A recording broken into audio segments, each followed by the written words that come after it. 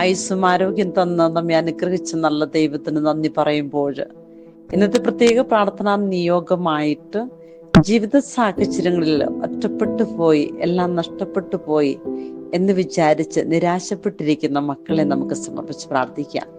യെശയ്യാ പുസ്തകത്തിൽ 63-ാം അധ്യായത്തിൽ 9-ാം തിരുവചനം നമ്മളെ പഠിപ്പിക്കുന്ന ഒരു കാര്യമുണ്ട്. അവരുടെ കഷ്ടതകളിൽ ദൂതനെ അയച്ചില്ല, അവിടുന്ന് തന്നെയാണ് അവരെ രക്ഷിച്ചത്. തൻ്റെ കരുണയിൽ, സ്നേഹത്തിൽ അവിടുന്ന് അവരെ വീണ്ടെടുത്തു. കഴിഞ്ഞ കാലങ്ങളിൽ അവിടുന്ന് അവരെ കരങ്ങളിൽ വഹിച്ചു.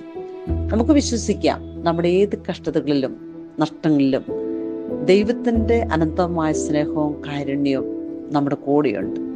കഴിഞ്ഞകാല ജീവിതത്തിൽ ഒരുപക്ഷെ ഒറ്റപ്പെട്ടു പോയിട്ടുണ്ടായിരിക്കാം, പരിഹസിക്കപ്പെട്ടിട്ടുണ്ടായിരിക്കാം. പക്ഷെ അവിടെയൊക്കെ നമ്മെ ശക്തിപ്പെടുത്തിയ ദൈവത്തിൻ്റെ അനന്തമായ കാരുണ്യമുണ്ട്.